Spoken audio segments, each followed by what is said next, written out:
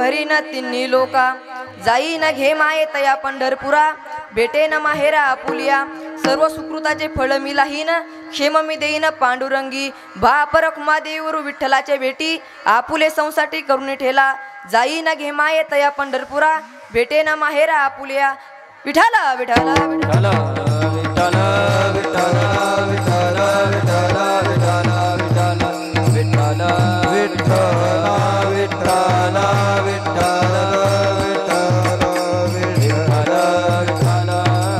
विठाला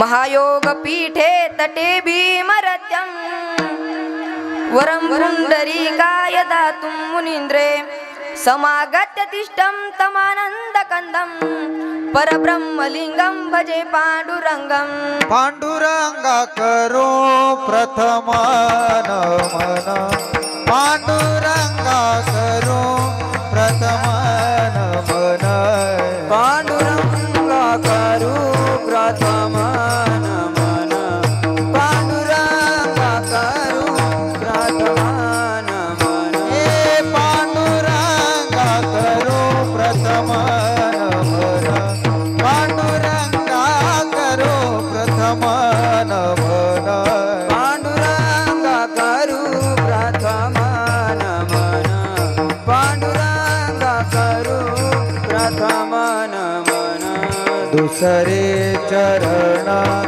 संतांची या दुसरे चरण संतांची या त्यांच्या कृपादाने कथेचा विस्तारू त्यांच्या कृपादाने कथेचा विस्तारू दुसरे चरण संतांची या दुसरे चरण संतांची या त्यांच्या कृपादाने कथेचा विस्तारू बाबाजी सद्गुरु दास तुका पांडुरंगा करू प्रथम नमन दुसरे चरण संतांची या त्यांच्या कृपादाने कथेचा विस्तारो बाबाजी सद्गुरु दास तुका पांडुरंगा करू प्रथम नमन दुसरे चरण संतांची या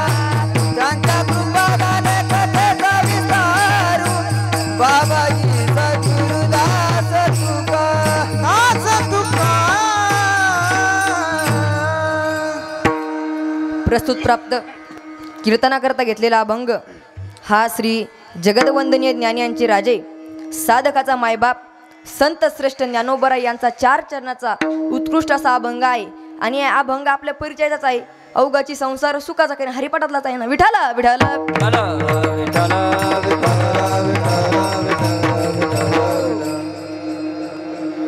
सेवेला सुरुवात करण्यापूर्वी थोडासा पर्याय द्यायचा तो असा आपला भव्य दिव्य सोहळा 1 नंबर चालू आहे आणि मी आळंदीहून आलो आणि आळंदीहून येण्याकरता आमचे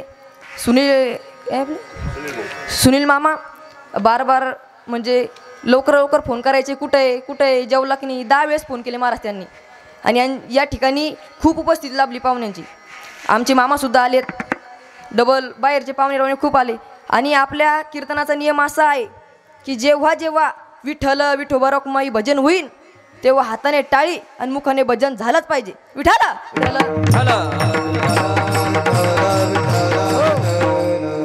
महिला मंडळ पुढे या पुरुष मंडळ या पुढे या ओ या विठाला विठाला विठाला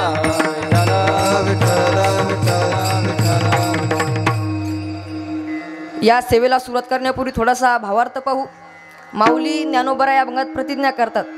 काय प्रतिज्ञा करतात? अवघाची संसार सुखाचा करीन, आनंदे भरीन तिन्ही लोके. संसार म्हणजे भांड्या कोणाचाच नाही हो.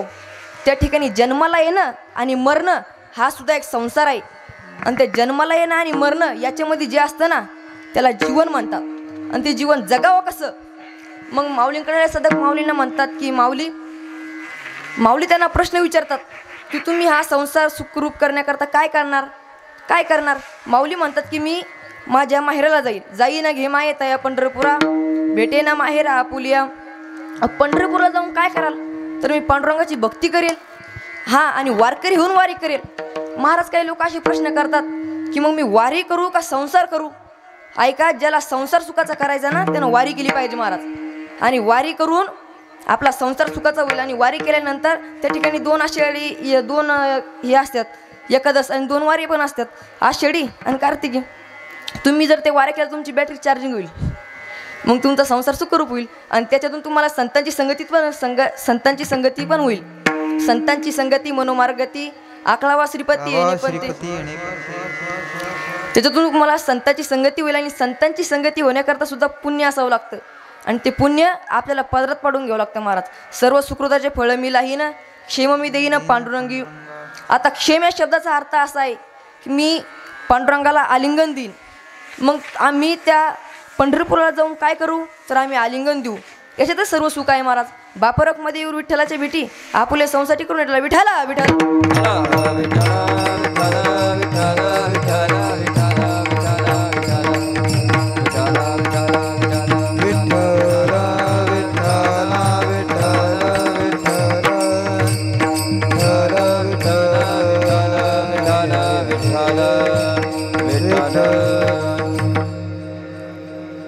या अभंगातून माऊली ज्ञानोबा प्रतिज्ञा करतात. प्रतिज्ञा संतांचीच आहे आणि संतांचीच प्रतिज्ञा खरी होते. नाहीतर काही लोक प्रतिज्ञा करतात की मी या घराचे तोंड पाहणार नाही, घरात भांडणं वादविद झाली करतात ना, निघून जातात काहीतरी. लय अडील असतात तो महाराज, खूप अडेल. प्रतिज्ञा करा परंतु त्यांची सुद्धा प्रतिज्ञा टिकत नाही. उदंडची झाले जन्मून या मेले, होऊन या गेले रावण रक. मागे होऊन गेले पुढे होतील वाहत आहे, परंतु त्याच्यासारखा ऐश्वर्य संपन्न फक्त राजाराणा होऊन गेला. आमचे तुकोबराय वर्णन करतात, लंके माझे घरी ती एका, सांगत असे संख्या जैसी तैसी. 5 लक्ष घरे पाषाणाची जेते, 7 लक्ष जेते विटेबंदी. कोटी घरे जेते काशी आणि तांब्यांची, शुद्ध कांचनाची सप्तकोटी. तुका म्हणे ज्याची संपदा आहे वडे, सांगत अशी कवडी गेली नाही. एवढा ऐश्वर्य संपन्न रावण असून सुद्धा त्याची सुद्धा प्रतिज्ञा टिकली नाही महाराज. त्याने 3 प्रतिज्ञा केल्या. पहिली प्रतिज्ञा मी सोन्याला सुगंध आणीन, दुसरी प्रतिज्ञा मी खरा समुद्र गोडा करीन, आणि तिसरी प्रतिज्ञा मी आकाशाला पायऱ्या करीन. रावण खूप श्रीमंत होतो, पण रावण फक्त अहंकारामुळे गेला. आपल्याला अहंकारच नसला पाहिजे महाराज. ऐका, जन्म दुसऱ्याने दिला, आपल्याला नाव दुसऱ्याने दिलं, शिक्षण दुसऱ्याने दिलं, इज्जत दुसऱ्यानेच दिलं. पहिला आणि अंतिम स्नान दुसरेच घालणार. मेल्यावरती संपत्ती सुद्धा दुसरेच वाटून घेणार. तरी काय माहित हो, लोक गर्व कोणत्या गोष्टीचा करतो. हा काय, परत एक वाक्य बोलतो. आतापर्यंत गरीबाचा मोबाईल वेगळा, श्रीमंताचा मोबाईल वेगळा. आतापर्यंत गरीबाचा फार्म हाऊस वेगळं, श्रीमंताचं फार्म हाऊस वेगळं. आतापर्यंत असं कधी होत नाही महाराज की गरीबाची स्मशानभूमी वेगळी आणि श्रीमंताची स्मशानभूमी वेगळी. ए मौत तेरी इरादे ने खे, ए मौत तेरी इरादे ने खे. मरने के बाद अमीरों को और गरीब की स्मशानभूमी एक है. विठाला विठाला विठाला.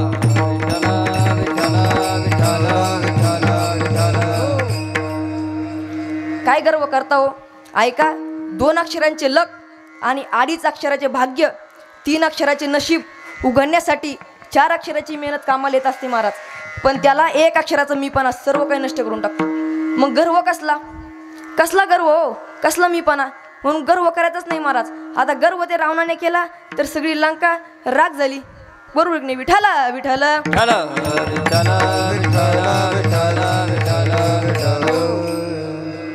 काय चालू होतं आपलं? रावणाचं काय पण हा, मी विसरलो तुम्ही विसरले. विठाला विठाला विठाला विठाला. रावणाने 3 प्रतिज्ञा केल्या, परंतु त्याची एकही प्रतिज्ञा खरी झाली नाही. मग युद्धपूर्वी भगवान श्रीकृष्ण पुष्कळ सांगतात की दुर्योधना तू युद्ध करू नको, परंतु त्यांची सुद्धा प्रतिज्ञा टिकत नाही महाराज. उदंडाची झाले जन्मुने मेले होऊन गेले रावण रक, कारण मागे होऊन गेले पुढे होतील आणि आताही चालू आहेत. परंतु एकदा दुर्योधनाने प्रतिज्ञा केली होती की सुईच्या अग्रभागी मावणे इतकी जमीन सुद्धा मी पांडवांना मिळू देणार नाही, परंतु त्यांची सुद्धा प्रतिज्ञा टिकली नाही. आता युद्धापूर्वी भगवान श्रीकृष्णाने पुष्कळ सांगून पाहिले, परंतु दुर्योधन ऐकत नाही. शेवटी देवाचाही नाईलाज झाला व युद्धाला सुरुवात झाली. युद्ध ठरले. मग दुर्योधन आपल्या भगवान श्रीकृष्णाकडे गेले. भगवान श्रीकृष्ण झोपलेले होते. दुर्योधन गेला आणि पायथ्याकडून जाऊन बसला. तेवढ्यात आपले अर्जुन आले आणि पायथ्याकडून जाऊन बसला आणि आपला दुर्योधन उशीकडून बसला होता बरं का महाराज. तेवढ्यात भगवान श्रीकृष्ण सरळ उठून बसले आणि म्हणाले, दुर्योधना अर्जुना केव्हा आलास? तेव्हा मागवून दुर्योधन म्हणतो की देवा मी प्रथम आलो आहे. पण देव म्हणतात असू द्या, तुम्हाला काय पाहिजे हे मला सुद्धा माहीत आहे. मग भगवान श्रीकृष्ण म्हणाले, हे बघा माझे एका बाजूला 56 कोटी यादव सैन्यशास्त्री सामग्री असं राहतील व एका बाजूने मी एकटा असेल. ज्या बाजूने मी एकटा असेल त्या बाजूने मी युद्ध सुद्धा करणार नाही, वाटल्यास युक्तीच्या 4 गोष्टी सांगेल. मग दुर्योधनाला विचारले, बोल दुर्योधन तुला काय पाहिजे? दुर्योधनाने मनात विचार केला, अरे हा तर म्हणतो की मी एकटाच आहे आणि मी युद्ध सुद्धा करणार नाही, आता शस्त्र घेणार नाही, वाटल्यास युक्तीच्या 4 गोष्टी सांगेल आणि त्या खऱ्या सांगतो खोट्या जर सांगितलं आपला पराजय होईल. म्हणजे दुर्योधनाचा याच्यावर विश्वास नव्हता. विश्वास हा किती छोटा शब्द आहे महाराज. वाचायला सेकंद लागतो, समजून घ्यायला मिनिट लागतो, सिद्ध करायला आयुष्य लागते. आणि हा विश्वास कधीच कोणाचा घात करू नका बरं का. कधीच कोणाचा विश्वास घात करू नका. ऐका महाराज, गाडीतून उतरलेला माणूस परत गाडीत बसू शकतो. गाडीतून उतरलेला माणूस पुन्हा गाडीत बसू शकतो, पण ते एकदा मनातून उतरलेला माणूस परत मनात बसत नाही. विठ्ठल विठ्ठल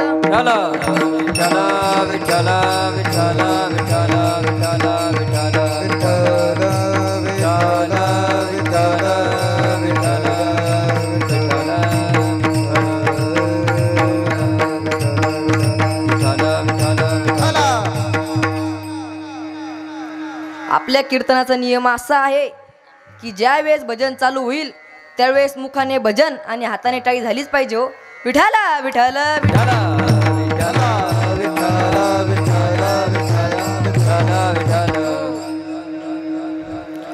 विश्वास हा कधीच कुणाचा तोडायचा नसतो महाराज. विश्वास हा खूप छोटा शब्द आहे. दुर्योधनाचा विश्वास सुद्धा देवावर नव्हता. त्याला वाटलं मग आपला पराजय होईल.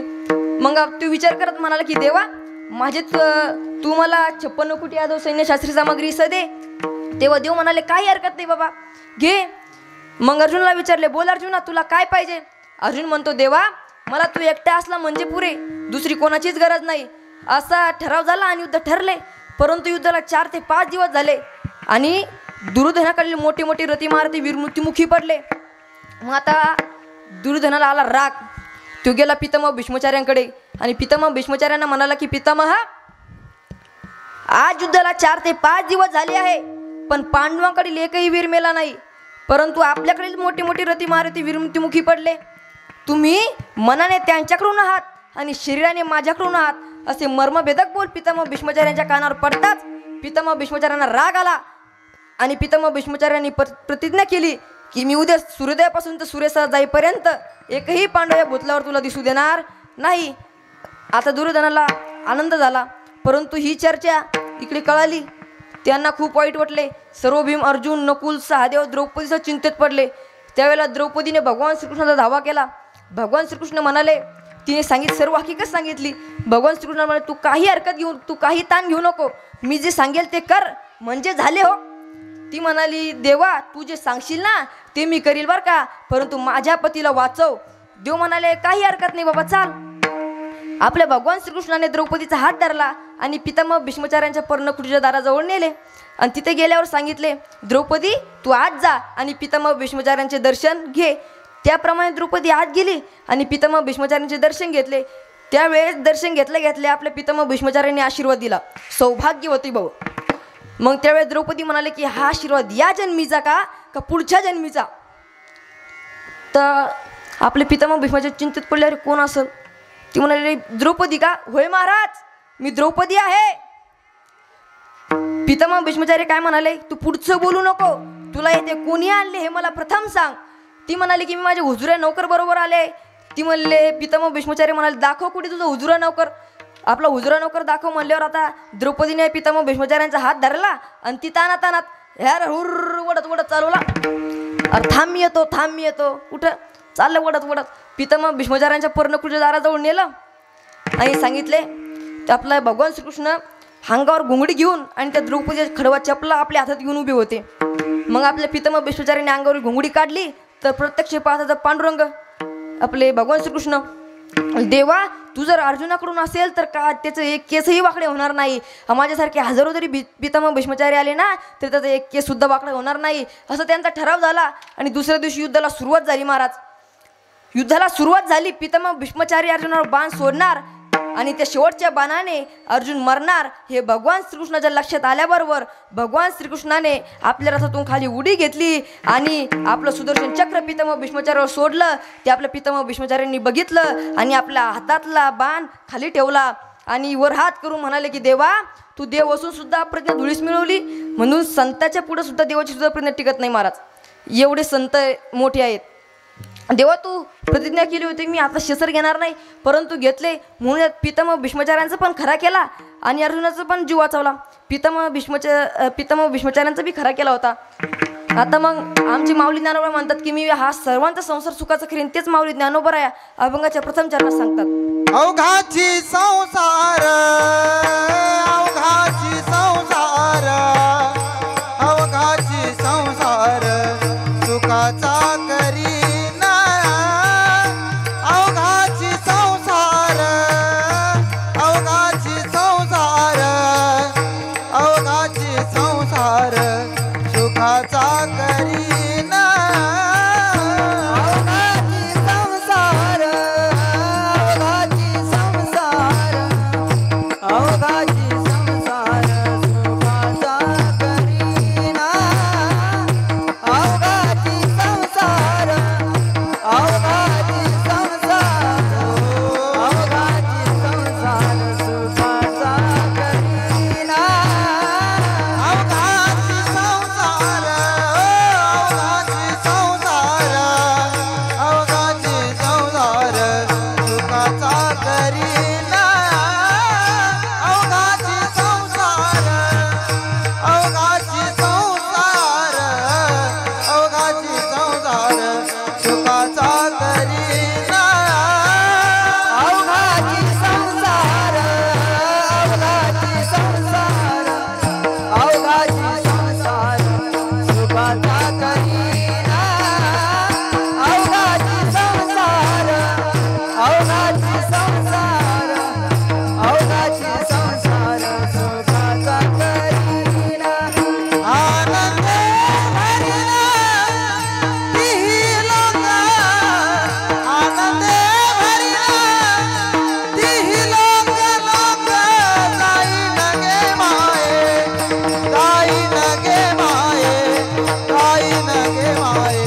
गया पंढरपुरा जाईन गे माये हो जाईन गे माये जाईन गे माये गया पंढरपुरा जाईन गे माये जाईन गे माये हो जाईन गे माये गया पंढरपुरा जाईन गे माये जाईन गे माये जाईन गे माये गया पंढरपुरा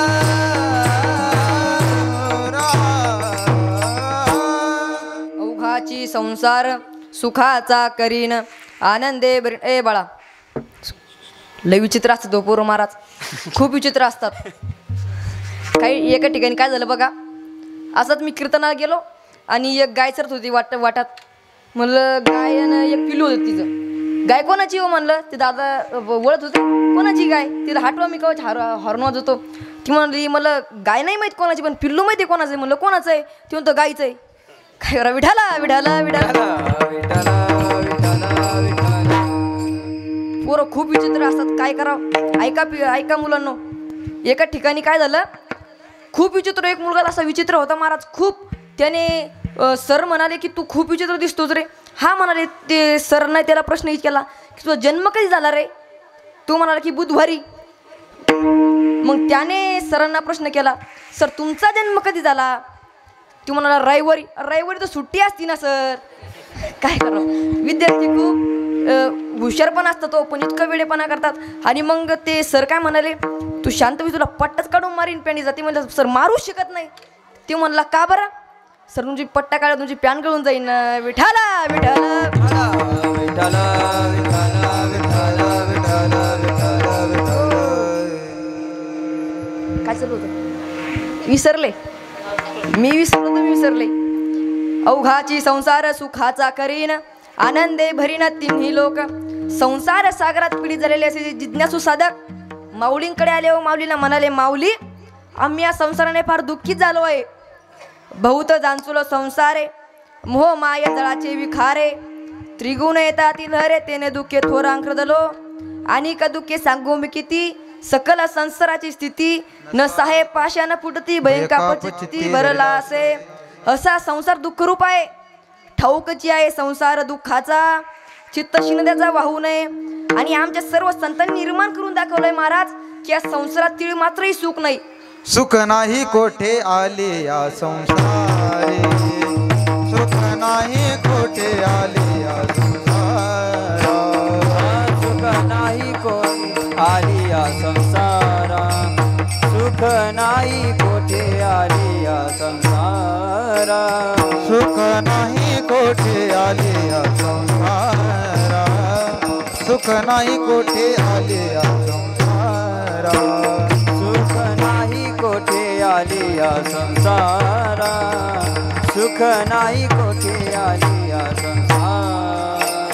वाया हवा भरी होऊ नका. वाया हवा भरी होऊ नका. दुःख बांधवडी आहे हा संसार. सुखाचा विचार नाही कोठे. वाया हवा भरी होऊ नका. वाया हवा भरी होऊ नका. दुःख बांधवडी आहे हा संसार. सुखाचा विचार नाही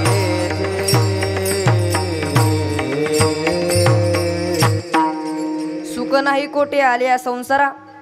खूप छान प्रमाण दिलं. सुख पाहता जाऊ पाडे दुःख पर्वता एवढे. आमच्या तुकोबरायांनी त्याला समुद्राची उपमा दिली आहे की ज्याप्रमाणे समुद्रात किती लिटर पाणी याचे मोजमाप केले जात नाही व करता येत नाही, त्याचप्रमाणे आपल्या संसारात किती दुःख आहे हेही कोणाला सांगता येत नाही. विठाला विठाला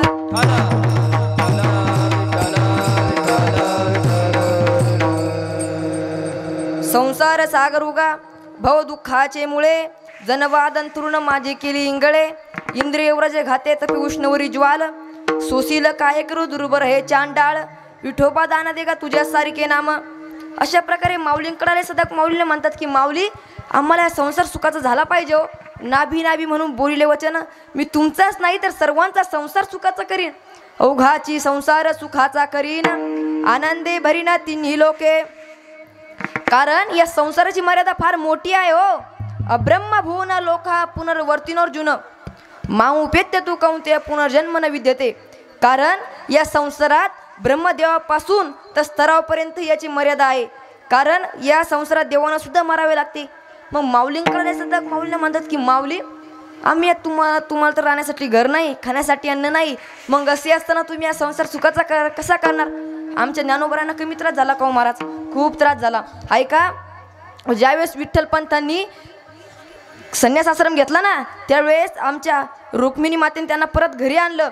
आणि त्यांनी संन्यासाश्रम घेतल्यानंतर परत एकदा घर आश्रम घेतला आणि म्हणून त्याची संतती झाली. आणि मग आपले विठ्ठलपंत धर्ममार्तंडाकडे गेले आणि त्यांना काहीतरी उपाय सांगा म्हणले. त्यांनी एकच उपाय सांगितला. ती म्हणाले विठ्ठलपंत तुम्हाला एकच शिक्षा आहे विठ्ठलपंत, देहांत प्रायश्चित्त. आमच्या विठ्ठलपंतांचे डोळे थरथरले, अंग थरथरला, डोळ्यातून पाणी यायला लागलं. महाराज काय सांगावं आमच्या ज्ञानोबाचा त्रास, खूप त्रास झाला. ऐका, विठ्ठलपंत आमच्या झोपडीकडे आले, ताटीकडे आले. सिद्धपेठात ताटी होती आणि रुक्मिणी माता देवपूजा, संध्याकाळची वेळ, देवपूजा करून बाहेर ते विठ्ठलपंताची वाट पाहत होते. म्हणाले स्वामी आला. स्वामी काय सांगितलं धर्ममार्तंडांनी, आपल्या मुलांच्या मुंज होणार ना स्वामी. होणार, हो होणार, पण आपल्यासाठी एक काम करावं लागेल. काय काम करावं लागेल. ते म्हणाले आपल्याला देहांत प्रायश्चित्त घ्यावं लागेल. कधी निघायचंय? आज. पतिव्रता होती महाराज. मग असं म्हणतात की ज्या दिवशी विठ्ठलपंतांना आणि रुक्मिणी मातेने देहांत जे आपलं जीवन समर्पित करायचं होतं ना, त्या दिवशी आमच्या ज्ञानोबरायांना 4 मुलांना गोडधोड स्वयंपाक केला होता महाराज. पुरणपोळी केली. 4 लेकरं असे रांगेत बसवले महाराज. 4 लेकरं. पहिला घास आपल्या निवृत्तीनाथाच्या तोंडात भरावा, दुसरा घास सोपान काकाच्या भरावा, तिसरा घास आमच्या ज्ञानदादाच्या भरावा आणि चौथा घास आमच्या मुक्ताईच्या भरताना आमच्या विठ्ठलपंतांनी आमच्या रुक्मिणी मातेने हंबलडा फोडावा. रुक्मिणी, अगं ए रुक्मिणी, मी तुला सोडून जाते ग, मी तुला सोडून जाणार आहे. ते रुक्मिणीला काय कळतो? बारीक आपली मुलगी 5 वर्षाची, तिला काय कळणार आहे? काहीच कळत नाही महाराज. आणि जेव्हा आमच्या रुक्मिणी मातांना घास गिळत नव्हता बरं का, घास गिळत नव्हता, सगळे मुलं झोपी गेले. विठ्ठलपंत उठले. विठ्ठलपंतांनी पत्र लिहिलं, निवृत्ती मुलांना सांभाळ बरं, आपला ज्ञानाला सांभाळ, सोपानाला सांभाळ. सोपान जरा शांत आहे रे, सोपानाला समजून घे. तो जर तुला काही बोलला तर त्याचं ऐकून. आणि आमचं मुक्ताईचं आता तू आई होऊन सांभाळ कर रे, त्याचं आई होऊन सांभाळ कर. असं पत्र घेतलं, लिहिलं आणि आमच्या निवृत्तीनाथाच्या उशाशी नेऊन ठेवलं महाराज. आणि आमच्या रुक्मिणी मातेनं उठवलं. रुक्मिणी, रुक्मिणी उठ, रुक्मिणी आपली जायची वेळ झाली. रुक्मिणी मातानं उठावं, झोपडीच्या बाहेर पाय टाकावं महाराज, परत आत यावं, आमच्या निवृत्तीनाथाची पप्पी घ्यावी, परत आत जावं. शेवटी माय आहे ना हो, तिला कसं सोडून जाता येईल? शेवटी माय म्हणल्यावर तिला सोडून कसं जाता येईल? अहो गेले, चालले, बाहेर पाऊल टाकलं महाराज, आपल्या ताटीच्या बाहेर पाऊल टाकलं. रुक्मिणी माता हंबलडा फोडायला लागल्या. आमचे विठ्ठलपंतांचे डोळे सुद्धा डबडबले आणि त्यांनी सिद्ध बेटाचं मनापासून दर्शन घेतलं. जप जप जप जप पावलं टाकत आमच्या इंद्राणीच्या डोळ्याजवळ गेले. तर सिद्धेश्वराचं मंदिर होतं, आता सुद्धा आहे. आणि ही माऊलीची सर्वात मोठी काळी रात्र आहे महाराज. ज्या दिवशी आई वडील गेले ना, त्या दिवशी माऊली ज्ञानोबरायांनी आपली रुमालाची गाठ मारून झोळी केली. आज सुद्धा आनंदी शिकणाऱ्या मुलांना सुद्धा ती झोळी हातात घ्यावी लागती. हे दिसतेच नाही आमचे गायक मंडळी, त्यांनी सुद्धा तसंच करून एवढे मोठे झालेत महाराज. ते साधं सोपं नसतं हो.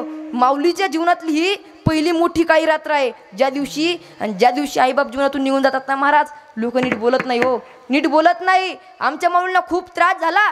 सकाळ झाली, आमचे निवृत्तीनाथ उठले, पत्र वाचलं. निवृत्तीनाथाच्या डोळ्यातून धारा आल्या महाराज. आणि मग आपले ज्ञानदादा उठले. दादा, दादा आई वडील दिसत नाही रे दादा, आई बाबा दिसत नाही, कुठे गेलेत? काय उत्तर द्यावं महाराज, काय उत्तर दिलं पाहिजे? सोपान उठला. सोपान दादानं म्हणावं, दादा, दादा आई कुठे गेली रे दादा, दादा सांग ना. काही बोलत नव्हते. मुक्ता उठली. ए दादा, दादा, अरे सांग ना रे, आई कुठे गेली? तर तू बोलत का नाहीस रे दादा? अरे सांग रे दादा, आई बाप कुठे गेलेत, आई बाबा कुठे गेलेत?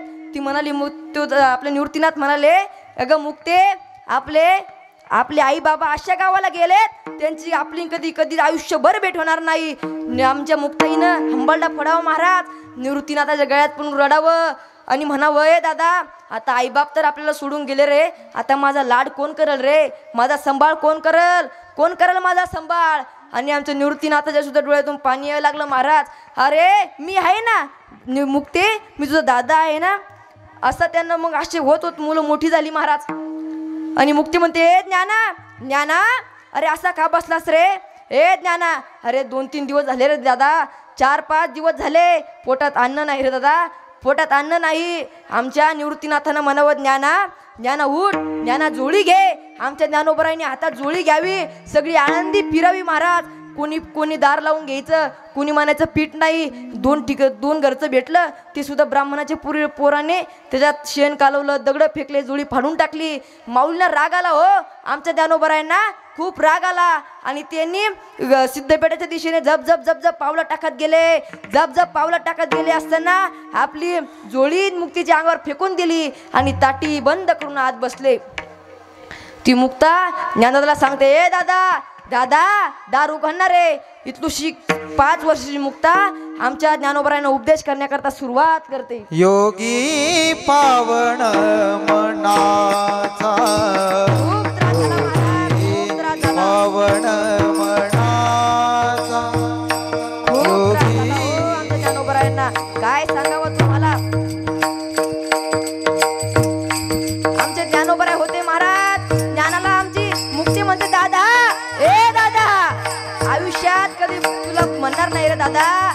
भूक लागली, मला भूक लागली रे दादा, फक्त ताटी उघड रे दादा, फक्त ताटी उघड दादा रे.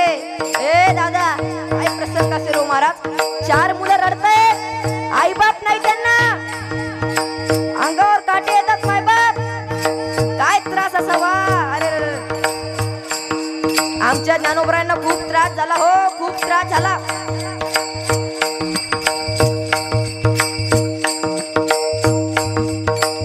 साहे अपराध जनाचा, खूप त्रास झाला आमच्या ज्ञानोबरायांना महाराज, अति त्रास झाला हो. जर आमच्या ज्ञानोबरायांनी इंद्रायणी जर आंघोळ केली ना, लोक म्हणायचे अरे अपवित्र झालं पाणी, अपवित्र झाले, आळंदी बाटली. इतकं चिमुकली मुक्ताय महाराज ज्ञानदादाला उपदेश करते. दादा दादा रे, दादा उघडणार दादा दार, दादा तुला लोकांनी मधुकिरी वाटली नाही म्हणून तू दारात दाटीचा दरवाजा लावून आत बंद करून बसतो का रे दादा. अरे दादा निवृत्तीनाथानं म्हणावं ज्ञाना, हे ज्ञाना ज्ञाना रे, उघडणार रे दार. सोपन का शांत होते हो महाराज. काय ते सिद्ध बेटाचं वातावरण, 4 लेकरं रडतायत, 3 बाहेर रडतायत, एक आत रडतात महाराज. ज्ञानोबरायांनी म्हणावं मुक्ते, या समाजांनी तर आपले आई बाप तर घेऊन घेतले मुक्ते, आपल्याला पण सुखाने जगू देत नाही, आपल्याला सुद्धा सुखाने जगू देत नाही. मुक्ताईने म्हणावं दादा, जीभ जर दाताने चावली तर कोणी दाता पडून टाकतं का दादा, दाता पडून टाकतं का दादा, दाता कोणी पाळून टाकत नाही. दादा दादा रे, अरे उघडणार रे दार, दादा अरे दार उघड रे. आमच्या छोट्याशा मुक्ताईनं दादाला म्हणावं नाना, आपला जन्म या संसार सुखाचा करण्याकरता झालाय नाना, लोक त्रास देतात रे दादा, खूप त्रास देतात. छोटीशी मुक्ताई आहे महाराज, तिनं आमच्या ज्ञानाला उपदेश करावा. हे दादा उघडणारे ताटी, ताटी उघडा ज्ञानेश्वरा. दादा अरे चिमुकली मुक्ता रडते महाराज, तिला काय कळतं हो. दादा आयुष्यभर कधी तुला म्हणणार नाही रे मला भूक लागली म्हणून, उपाशी पोटी राहील दादा, उपाशी पोटी राहील, पण तुला कधी म्हणणार नाही की मला भूक लागली. दादा कधी म्हणणार नाही रे दादा. आपण तरुणी विश्वतारा, ताटी उघडा ज्ञानेश्वरा. आपण तरुणी विश्वतारा, हे विश्वतारा,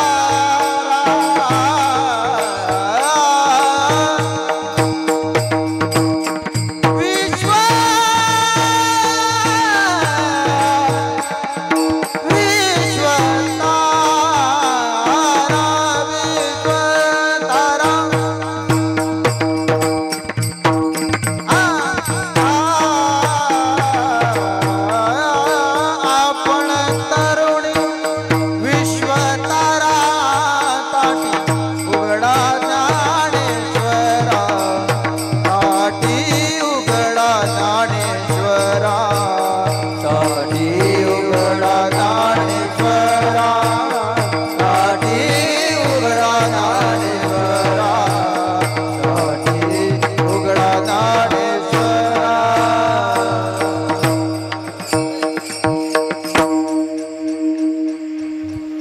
ज्ञानोबरांना खूप त्रास झाला हो. मग माऊलींकडे सध्या माऊलीने म्हणतात की माऊली तुम्हाला इतका त्रास आहे, तुम्ही या संसार सुखाचा कसा करणार.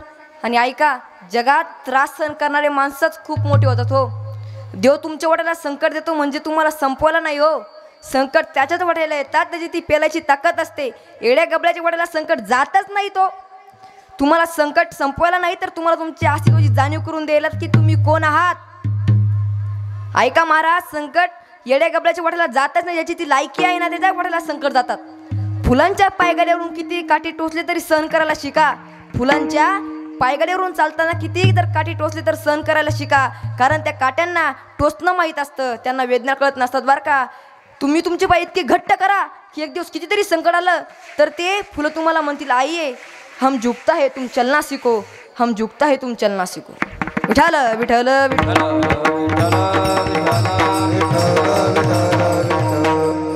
वेळ प्रत्येकाची येते हो. ऐका, जो जिवंतपणी तो पक्षी जो किड्या मुंग्यांना खातो ना, तोच पक्षी मेल्यानंतर किड्या मुंगे त्याला खातात. Wait and watch. आपली वाट पहा, वेळ प्रत्येकाची येते. विठाल विठल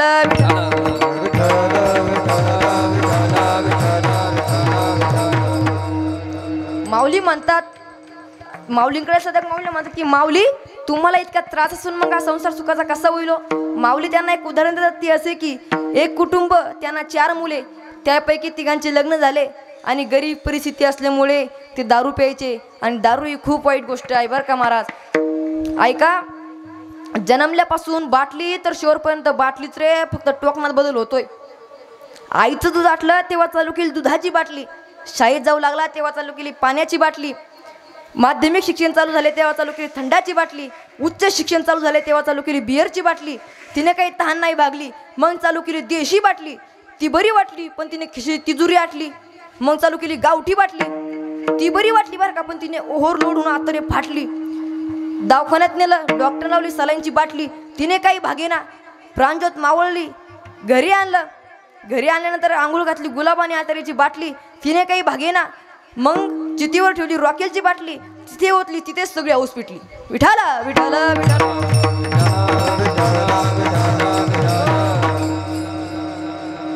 खायचं दारूच्या नावाला लागतं हो महाराज. दारूनं खूप वाटोळं केलं हो. खातो गुटखा वाईट, खाल्यावर जिबे लागतो चटका, मग संसार होतो खटका. अर्धे त्या व्यसनाला झटका. व्यसन पॅशन वाईट वक्त दिसन, याच्यात काय भेटन. सप्तताला बंधन तुटन. चांगल्या कामाकडे गेल्याशिवाय राहत नाही, वाईटाकडे गेल्याशिवाय राहत नाही, चांगल्या कामाकडे येत नाही. मित्रमंडळ चांगले ठेव हो. आपल्याला पाचतील ताडी, आपली ओळखतील नाडी. अहो इकणं लागन माडी, अहो इकली गाडी. धर आमच्या ज्ञानोबा तुकोची जोडी, मग कळेल तुला परमार्थाची गोडी.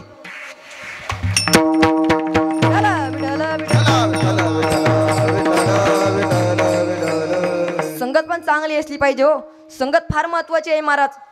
कौन कहता है कि दोस्ती बर्बाद करती है. कौन कहता है कि दोस्ती बर्बाद करती है. अगर निभाने वाला भी अच्छा हो तो दुनिया भी याद करती है, तो दुनिया भी याद करती है.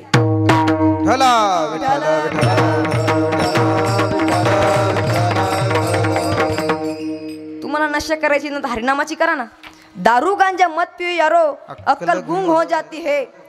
तुम्हाला नशा करायची आहे तर हरिनामाची करा ना हो. त्यात काय पडलंय. जाम पर जाम क्या पीते हो यारो, आधी रात में उतर जाएगी. प्याला पियो हरिनाम का, तुम्हारी जिंदगी सुधर जाएगी. काय द्या अरे आपल्या वारकड्यात बसून हरिपाठ वाचा ना. ऐका महाराज, जे दारू पिणारे लोक आहेत ना, त्याने जे जमीन इकल्या ना, दारू विकणाऱ्या लोकांनीच त्यांच्या जमीन इकत घेतले महाराज. ही वस्तुस्थिती हो. एक बरोबर आहे, महाराष्ट्राची वस्तुस्थितीच झाली. दारू खूप लोक पितात. ऐका, जे दारू पितात ना महाराज, त्या दारू पिणाऱ्यातल्या घरातल्या कोणाला जर चांगला त्रास होतो तर त्याच्या बायकोला त्रास होतो महाराज. त्याच्या बायकोला त्रास होतो. आपली ती पत्नी सकाळी आपली ती ताई सकाळी उठते आणि सकाळच्या भाकरी संध्याकाळच्या भाकरी सकाळी गरम करून खाते आणि त्याच सकाळच्या भाकरी संध्याकाळी गरम करून खाते. रोज सकाळी कामाला जाते आणि आपला डब्बा, आपले जे पैसे ना कामाचे, तिचे ती सासवते आणि आपला संसार सुखाचा करते महाराज. आपला संसार चालवते. तुम्हाला उदाहरण सांगेल मी. एका गावात एक रामभाऊ नावाचा व्यक्ती होता. तो रामभाऊ खूप दारू प्यायचा. सकाळी तंग झाला की संध्याकाळी सुटायचा महाराज. सकाळी घराच्या बाहेर पडला की संध्याकाळीच घरी यायचा. आणि त्याची पत्नी खूप कटाळून गेली. एक दिवस त्याच्या पत्नीने ते घरात पाणी नव्हतं, घागर घेऊन आपल्या हापशीकडे निघाली. हापशी असते ना, हापशीकडे निघाली आणि गेली. एक काखात लेकरू घेतला आणि तिकून येताना अशी तर ती रामभाऊ एका कट्ट्यावर बसले होते दारू पिऊन. तिच्यासोबत 4-5 मित्र सुद्धा होते महाराज. ते मित्र होते आणि ते मित्रांनी एका मित्राने त्याला म्हणलं की हे रामभाऊ बघ तुझी पत्नी चालले. तेवढ्यात एकाने म्हणलं, हे रामभाऊ दररोज घरी गेल्यानंतर तुझ्या पत्नीला मारतो, दररोज घरी गेल्यानंतर तुझ्या पत्नीला मारतो. आज आमच्या समोर मारून दाखव, तुला 500 रुपये बक्षीस देतो. रामभाऊ न कसला न विचार करता रामभाऊ पळत गेला. अरे पळत गेला आणि पळत त्याच्या पत्नीच्या कमरात लाट टाकली महाराज. ती पत्नी बिचारी रडू लागली, तो मुलगा रडू लागला. परत त्या पत्नीच्या डोक्यावरची घागर सुद्धा खाली पडलं. तिनं परत ती घागर उचलली, लेकरू काखात घेतलं आणि परत निघाली. परत त्याने पळत येऊन परत एकदा कमरात लाट टाकली महाराज. आणि त्या पत्नीच्या काकाचा मुलगा होता, त्याचा हात मोडला होता महाराज. आणि आता आपल्या पत्नीने विचार केला, एवढा त्रास कवरक सहन कराव, केव्हापर्यंत इतका त्रास सहन कराव, आपलं जीवन संपवायचं असं तिने ठरवलं महाराज. आणि ती घरी गेली. तिची आई सुद्धा वारलेली होती. तिचा आईचा फोटो लावला होता. आईजवळ गेली आणि आई, तू तर मला म्हणायची की मुलाला 35,000 पगार आहे. हो, 35,000 मुलाला पगार आहे, पगाराकडे पाहू नका. आता मुली पण भेटेना तो महाराज, मुली पण भेटेना, आपण बोलू नंतर. ती पगार आहे, आता जर ते दारू पिता येत ग, मी पण तुला भेटण्याकरता येत आहे आणि मी पण माझं जीवन संपवणार आहे महाराज. आणि त्या मुलाच्या हाताला लागलं होतं. आपल्या त्या ताईने, त्या माणसाच्या पत्नीने आपल्या गळ्यातलं सोनं काढलं आणि सोन्याच्या दुकानात नेऊन ते विकून टाकलं. आणि जे पैसे आले ना, तर दवाखाना केला आणि किराणा दुकानातून जे मटेरियल असतं ना गोड खायचं, ते आणलं. मुलांना गोडधोड खायला केलं महाराज.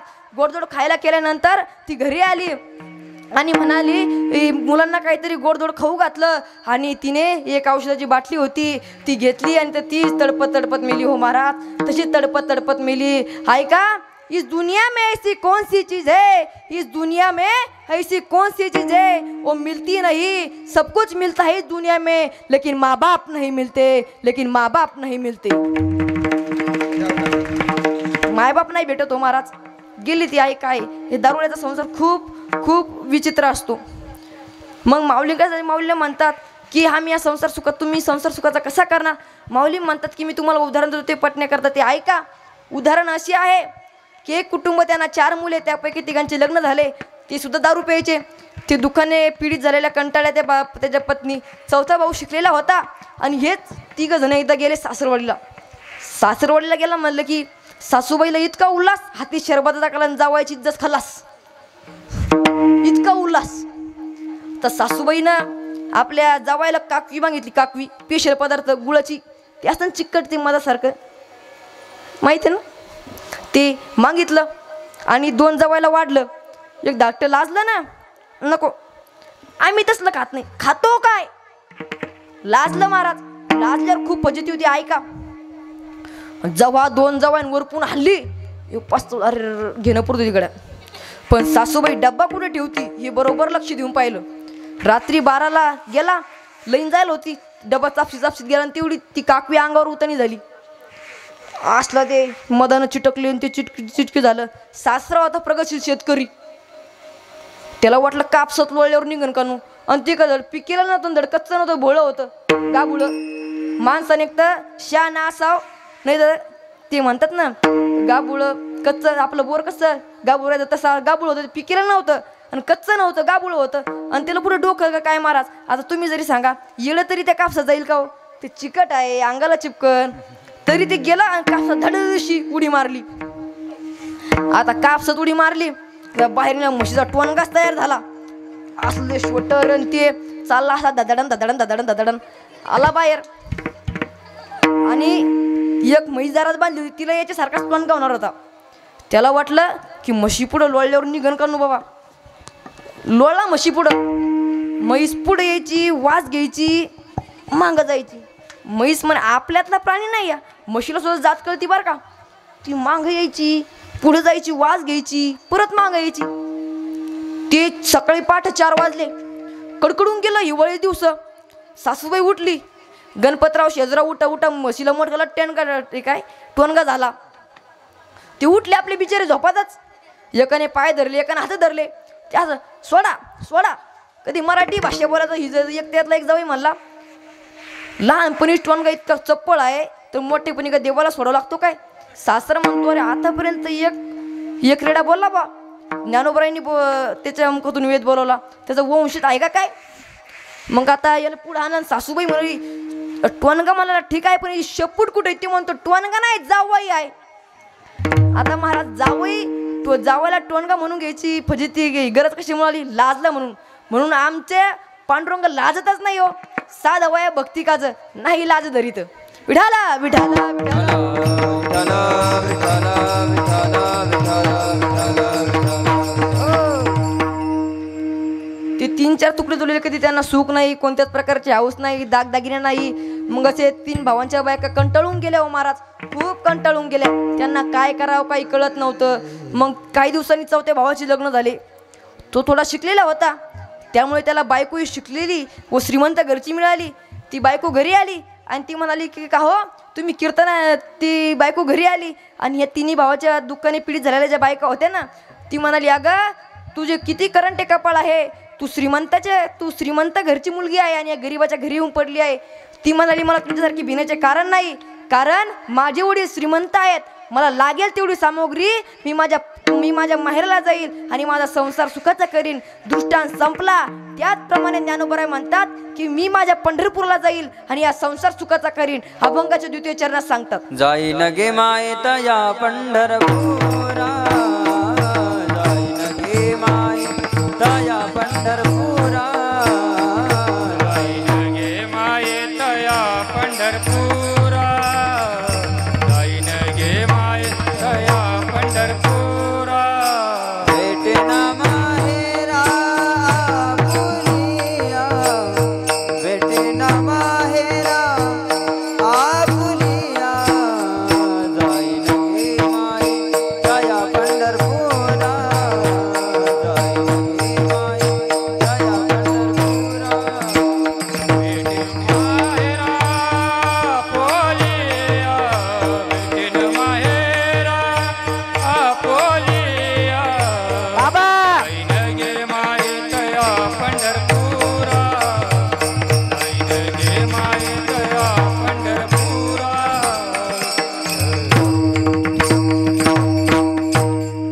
जाई न घे मायेत या पंढरपुरा, बेटे न माहेरा आपुल्या. महिला मंडळ पुरुष म्हणून तुम्ही रिलॅक्स बसा हो, फ्रेश बसा.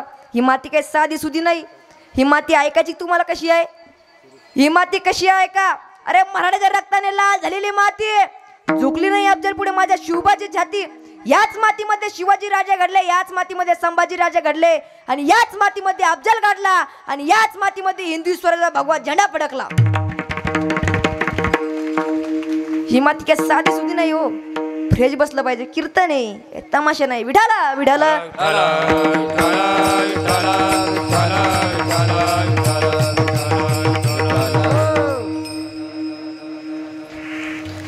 मग आता माऊलींकडे सजग माऊली म्हणतो की संसार सुखाचा करण्यात असा तुमचा कार्यकार्यांचा संबंध काय.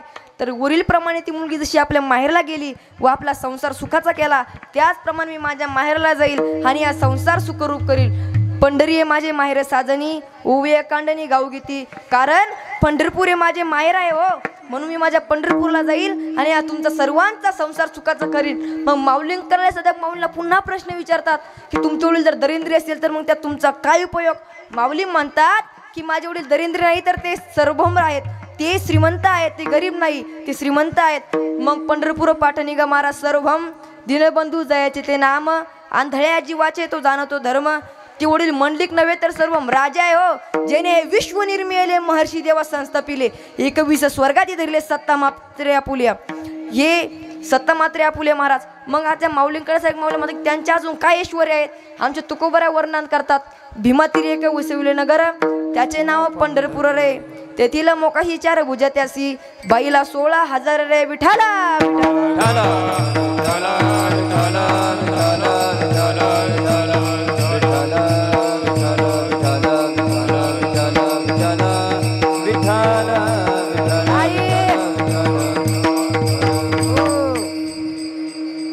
मग माऊलींकडे साठी माऊलीला म्हणतात की तुमचे वडील असतील सार्वभौम. माऊली म्हणतात की माझे वडील ते गावाचे पाटील आहे आणि ते सार्वभौम राजा आहेत हो. मग माऊलींकडे साठी माऊलीला पुन्हा प्रश्न विचारतात तुमचे वडील असतील सार्वभौम हो, असतील श्रीमंत, परंतु जर कंजूस असेल तर मग त्यात तुमचा काय उपयोग. असे जगात पुष्कळ श्रीमंत माणसे आहेत परंतु कधीच खूप कंजूस आहेत हो, कधी दान धर्म उपकार करणार नाही. याला चिक्कू कंजूस म्हणतात महाराज. दादा बरं आहे ना. विठाला विठाला विठाला. शांत बसा, कीर्तन चालू आहे. मी ऐका काय चालू होतं आपलं, विसरले तुम्ही बी. मी विसरलो तू काय पोर आहे. ऐका महाराज, मग आपला चिकू कंजू चालू होतं, माया बी ध्यानात पण तुमचं पाहिलं विचारून मत काय येतं. मग आपले माऊलींसाठी माऊलीला म्हणतात की तुमचे वडील असतील कंजूस चिकू तर मग तुमचा काय उपयोग. माऊली म्हणतात की माझे वडील कंजूस नाही तर ते सार्वभौम आहेत. आहे का असे जगात पुष्कळ श्रीमंत माणसे आहेत परंतु फार कंजूस आहेत महाराज. एकाने तर लग्नच एकाने अर्धवय होईपर्यंत लग्नच केलं नाही महाराज. एक तर पुरी भेटेना ते काय भेटतात. ते काय झालंय आता पुरीला आलंय डिमांड आणि पुरीच्या आयला आलाय भाव. जेवढा सोयाबीनला कांद्याला भाव नाही तेवढा त्याला भाव आहे. अहो महाराज पोराच्या बापाने 7,000 फोन केला पुरीला बोलायला. बोल आमची मुलगी कोणाला द्यायची नाही हा. नाकात नतले झटका. आमची मुलगी कोणाला द्यायची नाही हा. मुलगा नोकरीला असला पाहिजे त्याला शेती असली पाहिजे आणि ते मुलगी वावरात गेली नाही पण त्याला आईबाप नसले पाहिजे. हा सांभाळून विठाला विठाला विठाला.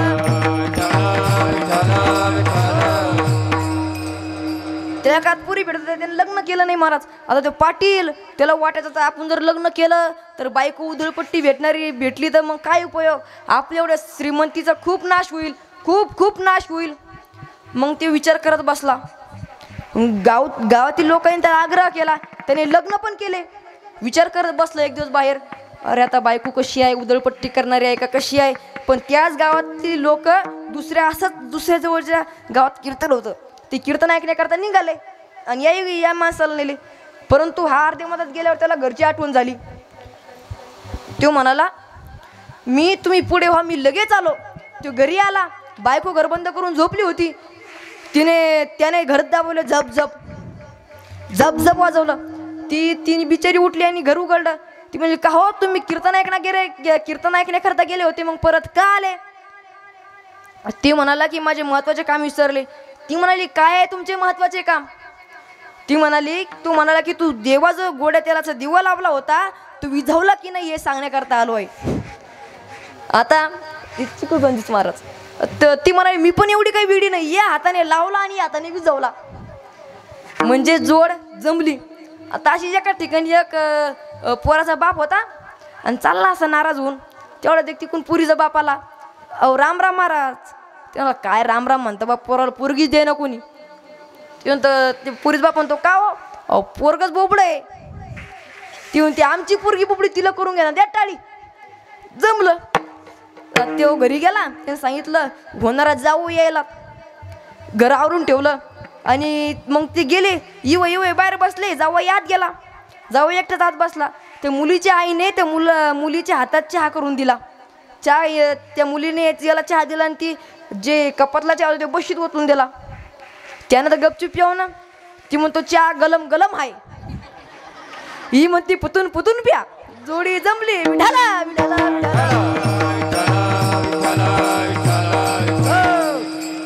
तशी यांची सुद्धा जोडी जमली. मग ती म्हणाली का हो तुम्ही 2 मैल चालत गेले परत 2 मैल चालत आले तेव्हा तुमच्या पायातील जोडी बूट घासला गेला नसेल का. ते म्हणतो हे बी एवढा मी पण येणार नाही. हे पा माझ्या बगलेत बूट आहे.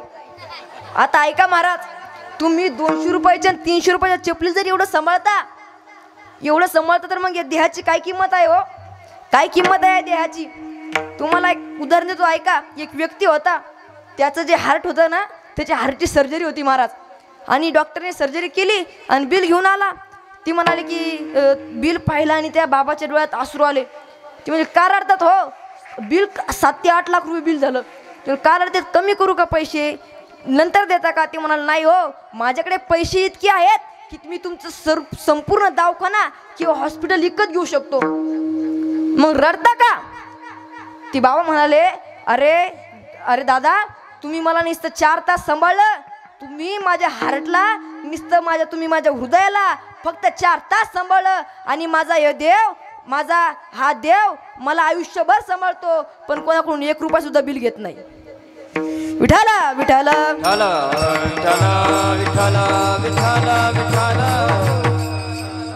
जो पायातनं फाटेल म्हणून बूट घालत नाही तो दुसऱ्याला काय दान धर्म करणार आहे.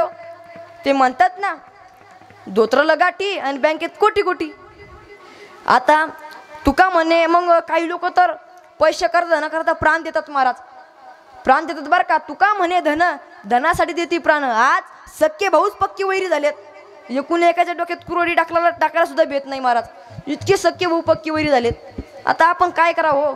त्यांचं ते जमीन ऐका गुंठा गुंठा करून काही होत नाही दादा, गुंठा गुंठा करून काही होत नाही.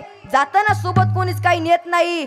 काळी आई इथेच राहणार आहे, आपण इथे राहणार नाही. मेल्यावर सातबाऱ्यावर नाव सुद्धा राहत नाही. जपून राहा माणसा, जपून राहा माणसा, कारण आयुष्य परत मिळत नाही, आयुष्य परत मिळत नाही. परत एक उदाहरण देतो ऐका. तुम्ही गेलेले पैसे परत कमवू शकता, गेलेली शेती तुम्ही परत कमवू शकता, गेलेली शेत तुम्ही परत कमवू शकता, गेलेला पैसा तुम्ही परत कमवू शकता, गेलेली प्रॉपर्टी तुम्ही परत कमवू शकता. पण एक गोष्ट अशी आहे ती मी पण कमवू शकत नाही, तुम्ही पण कमवू शकत, ती म्हणजे life is a not once more. ऐका, आयुष्याच्या चित्रपटाला वन्स मोर नाही. हव्याशा वाटणाऱ्या क्षणाला डाउनलोडही करता येत नाही, नको नकोशा वाटणाऱ्या क्षणाला डिलीटही करता येत नाही, कारण हा रोजचाच तोच जो असणारा रियालिटी शो नाही. म्हणून life is a not once more, कारण आयुष्य परत मिळत नाही, आयुष्य परत मिळत नाही. विठाला विठाला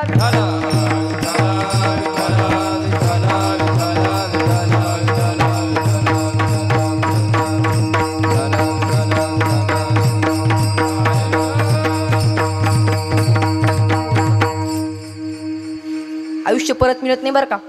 म्हणून काय ते परमार्थ करायचा असतो महाराज. ऐका मग माऊलींसाठी माऊलीला म्हणतात की तुमची वडील जर असे कंजूस असेल तर मग त्या तुमचा काय उपयोग. माऊली म्हणतात की माझे वडील ते कंजूस नाही तर ते सर्वम आहे, ते उद्धार आहेत. उद्धार हा जगदानी पांडुरंग, अभिमानी मागे तुळशीदाळ पाणी, चिंतनाचा भुकेला. उद्धार तू हरी सी कीर्ती चराचरी, अनंत ही तोरी गरजता ती पोवाडे. तुझा ऐसा कोण उद्धाराची देशी, आपुलची देशी पददासा. असे ते भगवान परमात्मा उद्धार आहेत. आमचे ज्ञानोबराय ज्ञानेश्वरीमध्ये वर्णन करतात की ऐसा अपकार्या तुझं उपकारू, तू अपत्राही परी उदारू, दान मागून दारवटे करू झालंसे बळीचा.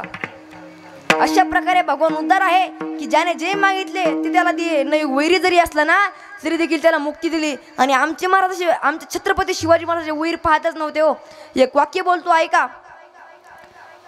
ताकद तर सगळ्यांच्याच मनगटात होती, अरे ताकद तर सगळ्यांच्याच मनगटात होती, तलवार तर सगळ्यांच्याच हातात होती, पण त्या 18 पगड जातींच्या मावळ्यांना एकत्रित करून लढवण्याची ताकद आणि धमक फक्त माझ्या शिवबराजात होती, फक्त माझ्या शिवबराजात होती. छत्रपती शिवाजी महाराजांना 18 पगड जातीचे मावळे तयार करून आपलं स्वराज्य निर्माण केलं हो. तो राजा एकाच ठिकाणी जन्मला. तो राजा कोण आहे ऐकायचा तुम्हाला? कुठे जन्माला ऐकायचं का? एकच राजा इथे जन्मला शिवनेरी किल्ल्यावर, एकच राजा इथे जन्मला शिवनेरी किल्ल्यावर. माझ्या राजाचं नाव गाजते गड किल्ल्याच्या दगडावर, माझ्या देवाचं नाव गाजते गड किल्ल्याच्या दगडावर, माझ्या देवाचं नाव गाजते गड किल्ल्याच्या गजरावर, माझ्या राजाचं नाव गाजते गड किल्ल्याच्या गजरावर. आठवण होते मना मनातून भगवाजेंना दिसल्यावर, आठवण होते भगवान भेटल्यावर, साठी प्राण ठेवले आपल्या निजल्या छातीवर, त्या छातीवर हे प्राणपणाने लढले मावळे भरसाच्या राजावर, भरसाच्या राजावर. माझ्या राजाचं नाव गाजते गड किल्ल्याच्या दगडावर, माझ्या देवाचं नाव गाजते गड किल्ल्याच्या दगडावर, माझ्या राजाचं नाव गाजते गड किल्ल्याच्या गजरावर, माझ्या देवाचं नाव गाजते गड किल्ल्याच्या गजरावर. छत्रपती शिवाजी महाराज की जय, रामनाम सिंह जी की जय. अशा प्रकारे आमचा देव सुद्धा कोणाला वैर करत नाही. मग देव कोणी असो त्या संसार सुखाचा करतो. मग माऊलींसाठी माऊलीला म्हणतात की तुम्हाला तर त्याच्या पुढे हात पसरावा लागेल, तुम्हाला त्याच्या पुढे भीक मागावी लागणार. हात तपस्रीने धीक जायचे, भिक्षापात्री अवलंबने जळो जिनेला जिरवाने. माऊली म्हणतात आम्ही भीक मागणार नाही तर आम्ही आमचे हक्क मागू. तेच ज्ञानोबराय अभंगाच्या तृतीय चरणात सांगतात. सर्व सुकृताचे फळ मिळाईन, सर्व सुकृताचे फळ मिळाईन, सर्व सुकृताचे फळ मिळाईन, सर्व सुकृताचे फळ मिळाईन.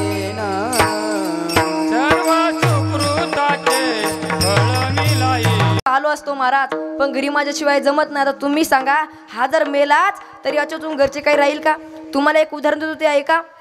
एक मुलगी, तिथं प्रथम तुकाराम महाराज ते पूर्वीचे उदाहरण देतात की मुलगी कन्यामुळे लग्न झाले, प्रथमच तिचा पती तिला आपल्या घराकडे आणण्याकरता जातो, तेव्हा ती मुलगी आपल्या आईच्या गळ्यात पण रडते, काही वडिलांच्या गळ्यात पण रडते. पूर्वी प्रथा अशी होती, हे नवरदेवाने आपल्या गावाकडे तोंड करून बसायचं आणि नवरीने आपल्या माहेराकडे. आता तिथं ड्रायव्हर कोण आहे कळना, मागून मुडकं काढतो पुढं. ड्रायव्हर कोण आहे कळना, पोलीसवाले हापवतात, हात कोणाला द्याव. खूप परिस्थिती महाराज वस्तुस्थिती महाराज खरं आहे का हो बाबा. ते काय झालं माहिती आहे का, मग ती जशी आपल्या माहेराकडे जाती ना, तिला किती प्रेम आवड जिव्हाळा असला आपल्या माहेराविषयी, तसं आपल्या सुद्धा पंढरपूरला जाताना किती जिव्हाळा पाहिजेत. तुकाराम महाराज त्याचे उदाहरण देतात की जसा पाण्यातून मासा जसा बाहेर काढतो तसा तळमळतो, तसे आपण पंढरपूरला जाऊन तळमळ पाहिजे. काही लोक पंढरपूरला जातात आणि एक असाच कोकणी भागातला माणूस होता आणि एक आपल्या जिल्ह्यातला माणूस होता. का हो तुमचा मुलगा काय करतो? काय नाही, शेती करते बा. तुमची मुलगीच काय शिक्षण झालं? काय नाही, आपली 10वी झाली, आहे घरी. बर बर, त्यांची सोयरी सगळं झालं. पंढरपुरात बारीत घरच्याला मुलाकडचे बाप म्हणून बाबा लागले असतील बाबा बारीत, बाबा दर्शन झालं असेल बा. हे सोयरी करतायत, सोयरी करू राहिले आणि जमली सोयरी, लग्न झालं. ते कोकणहून इकडे यायला लागले. मग आता आपल्या नवरदेवानं विचारलं, पहिलं रेल्वेत बसले आणि हे गाडी पुंग पुंग पुंग करत आली, हे कोणतं गाव? ती म्हणली हेनंद्री. आता हेनंद्री म्हणजे काय, हिला याची काही भाषा कळे ना. मग परत दुसरं स्टेशन आलं, त्यानं विचारलं हे कोणतं गाव? ती म्हणलं हेनंद्री. यानं नोट करून घेतलं, एखादं बुद्रुक असेल, एखादं कुद्रुक असेल. पण तिसरं गाव आलं, तिसरं गाव स्टेशनवर गाडी थांबली, हे कोणतं गाव? ती म्हणली हेनंद्री. आता हेनंद्री म्हणजे काय? त्याला आला राग, त्यानं काढली पायातला बुडून तिच्यावर उगरला. ती म्हणली मुरकू म्हणली म्हणजे मारू नको. आता ही म्हणते आता पहिल्यानं सांगितलं, मी लिहून घेतलं असतं. याची कुठे जोड जमती का महाराज? अशी पंढरपूरहून आशे करतात. मग तुम्हाला हेच उदाहरण परत देतो. जशी नवीन लग्न झालेली मुलगी जशी माहेराला जात नाही, ती सारखी रडत असते, पण तीच मुलगी पुढे जाऊन वडिलाविषयी निष्ठूर बनते. कशी तर ऐका, तीच मुलगी प्रथम लग्न झाले, प्रथम माहेरहून सासरी जाते, परत सासरी 4 ते 5 दिवस राहते, परत माहेरी जाते, परत माहेरहून सासरी येते. 1-2 महिने असेच 2 वर्ष निघून जाते. तिला मुले बाळ होतात, तिचे वडील वृद्धपणामुळे आजारी पडतात. ती तिला पत्र पडते, ए अक्का मी आजारी आहे, तू मला भेटण्याकरता ये, नाहीतर तुझी माझी कधीच भेट होणार नाही. तिनं तिच्या हातात पत्र आलं महाराज, तिनं पत्र वाचलं, तिला फार दुःख झालं.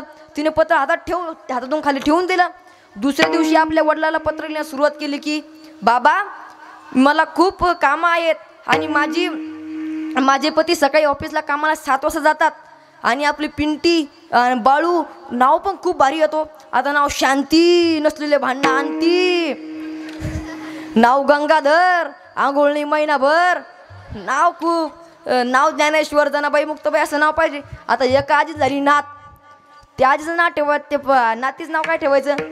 ज्ञानेश्वरी जनाबाई मुक्ताबाई असं काही नाव ठेवायचं ना. त्या आजीनं नाव ठेवलं पप्पी नाव ठेवलं आणि आजी निघाले आळंदीला. तिथं लाखो वारकरी, सर्व सुखाची लहरी ज्ञानाबाई अलंकापुरी. जिथं खूप दर्शन झालं. आजी परत घराकडे येण्याकरता बसल्या गाडीत आणि मग कंडक्टरला आजी सकाळपासून तरवून गेले उभ्याच गाडीत. कंडक्टर गाडी थांबली, कंडक्टर खाली उतरला, आजी सुद्धा खाली उतरल्या. का भाऊ जागाच भेटे ना, तू मला नको घेऊ पण माझी पप्पी घे. कंडक्टर जागेवरच चक्कर येऊन पडला, उठला, अरे आता तरी माझी पप्पी घे. बेशुद्धच झाला नाव. मग परत उठला, आजी तुमचं म्हणणं तरी काय होतं? ती म्हणती, अरे बापा माझ्या नातीचं नाव आहे पप्पी, मी तिला घे म्हणत होतो. खूप विचित्र झालं महाराज जग, मुलं इतके विचित्र झालेत खूप. एकाने मला त्याचा प्रश्न केला, का हो तुम्ही महाराज आहेत, तुम्ही कीर्तन करता, मला एका प्रश्नाचं उत्तर देऊन दाखवा बरं. अशी कोणती गोष्ट आहे ती वर गेल्यावर खालीच येत नाही? म्हणलं कानू कोणती तू सांग बा. हाईट. बर, दुसरा प्रश्न विचारला, अशी कोणती गोष्टी ती पुढे गेल्यावर मागच येत नाही? तर गाडी म्हणावतं ती रिवर्स ती सांगाव काय? ते म्हणतो ढिरी. पुढे गेलं मागायचं विठाला विठाला विठाला विठाला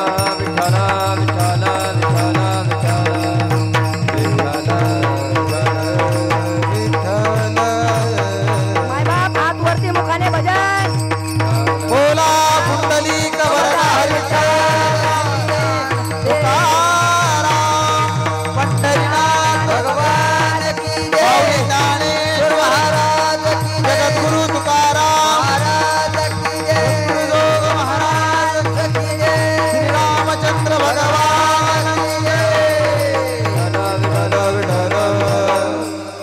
विठोबा रखुमाई. हा विठोबा रखुमाई. काय बाप हात वरती मुखाने भजन. विठोबा रखुमाई. विठोबा रखुमाई. जय विठोबा रखुमाई.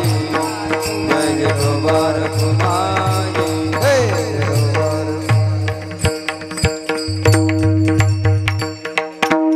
असंच भजन झालं एका ठिकाणी आणि एक दोन माणसं माझ्या पुढे बसले. ते म्हणाले काय रे भजन कशासाठी असतं. विठोबा रखुमाई विठ्ठल विठ्ठल ज्ञानेश्वर माऊली. ती म्हणाला की बा झोपतले उठवण्यासाठी. आता झोपण्याचे सुद्धा खूप प्रकार येतो महाराज. एका ठिकाणी काय झालं एक पाहुणा होता माणूस होता साधा साधा सिंपल. त्याला झोपायची कशी सवय होती अशी अशी झोपायची डोळे वर करून आणि 9 वाजेला झोपायचा परत. तर गावाकडचे लोक 6, 4, 5 वाजता उठत राव. ती झोपायचं एका ठिकाणी पाहुण्या ठिकाणी गेला. गावाकडेच गेला. ती गेला बरं का आणि मग तो झोपला. कसा झोपेल.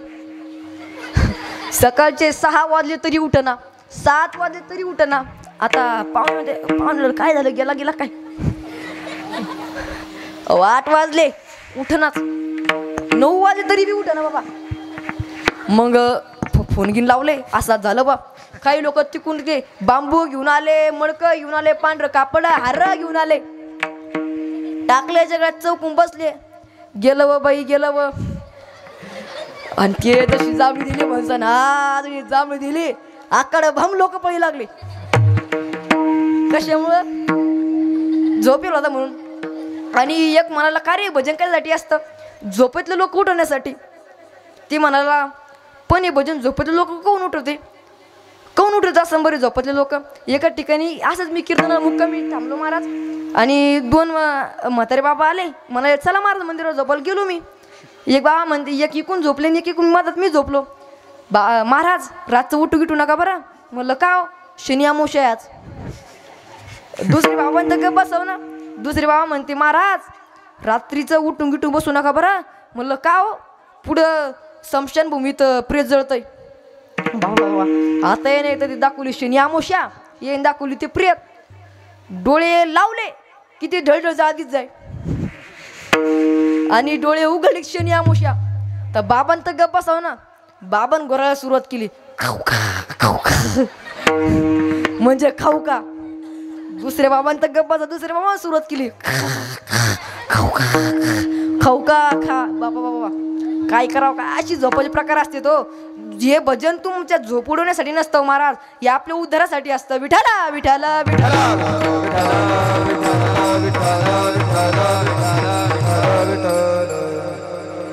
मग आता महाराज आपलं पॉईंट आलता पॉयापून विठोबरोबर मग घेतलं इकडं घुसलो. मग तुम्ही हा संसार सुखाचा कसा करणार. माऊली म्हणतात ही जशी मुलगी प्रथम सासरी गेली आणि ते नावाला विषय आलता. म्हणली माझी पिंटू आपली बाळू सुद्धा आपली शाळेत आहे. त्यांना न्यावं लागतं आणावं लागतं म्हणून माझी फार अडचण आहे बाबा. मला आताही येणं आहे व नंतरही येणं आहे. म्हणजे ही वडलाविषयी निष्ठूर झाली समजायची. म्हणजे त्याचप्रमाणे सांगण्याचे तात्पर्य एखाद्याला म्हणले की चला का हो चला पंढरपुराला तर तो म्हणतो आलो असतो महाराज पण घरी माझ्याशिवाय जमत नाही. हा सुद्धा भगवंताविषयी निष्ठूर झाला असे समजून घ्यायचे महाराज आपण. मग अशा प्रकारे माऊलींना काहीच कर्तव्य शिल्लक नाही. तो माऊलींना फक्त माऊली म्हणतात की माझे माहेर आहे. माझे पंढरपूरचा देव कसा आहे तो वाट पाहतो. पंढरपूर देवासारखा कुठलाच देव नाही. काही ठिकाणी झोपलेले आहेत काही ठिकाणी एका पायावर उभे आहेत. मग हा कसा आहे तर वाट पाही उभा भेटीची आवडी कृपा तातडी उताविळ. म्हणून मग आजच्या भगवंताच्या भेटीत गेला असता तो आपणासारखा करून ठेवतो. तेच अभंगाच्या शेवटच्या चरणात बाप रखुमादेवर विठ्ठलाची भेटी. बाप रखुमादेवर विठ्ठलाची भेटी. बाप रखुमादेवर विठ्ठलाची भेटी. बाप रखुमादेवर विठ्ठलाची भेटी. बाप रखुमादेवर विठ्ठलाची भेटी. बाप रखुमादेवर विठ्ठलाची भेटी. हे बाप रखुमादेवर विठ्ठलाची भेटी. बाप रखुमादेवर विठ्ठलाची भेटी. आपुले संसाठी करुणी ठेवी.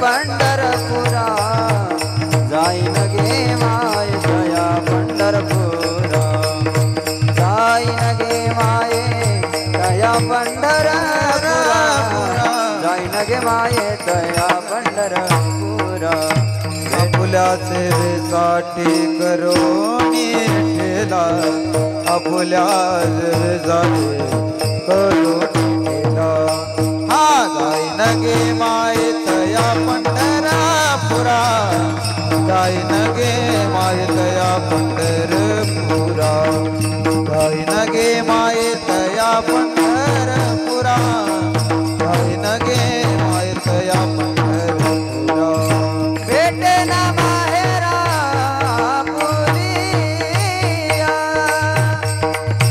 आ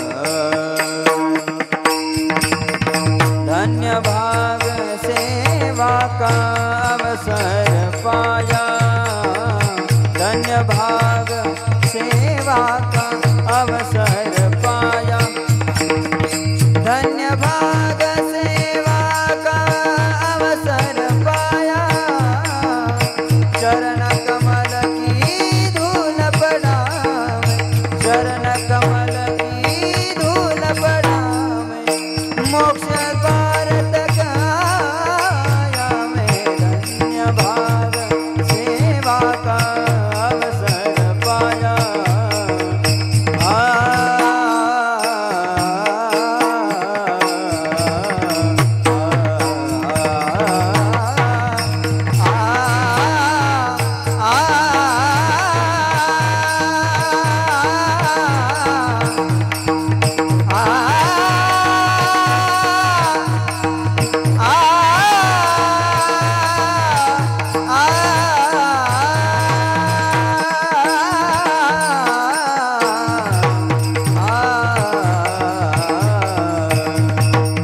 बेटे ना माहेरा पुनिया भेट न माहेरा फुलिया फुलिया भेट न माहेरा फुलिया भेट न माहेरा भेट न माहेरा फुलिया फुलिया बेटे न माहेरा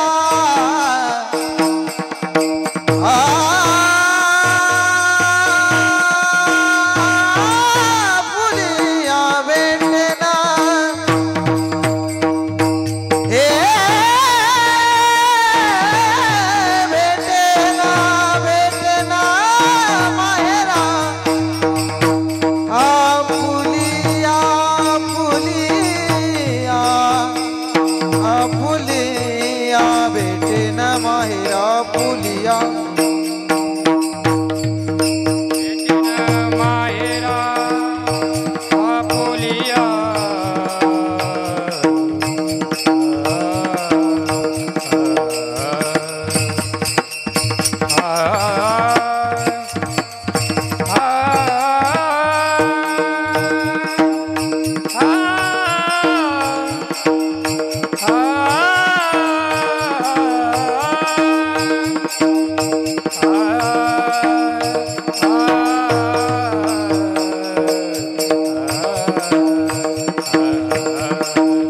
बेटे ना माहेरा पुनिया बेटे ना माहेरा पुनिया जाई न गे माये तया पंढरपुरा जाई न गे माये तया पंढरपुरा जाई न गे माये तया पंढरपुरा जाई न गे माये तया पंढरपुरा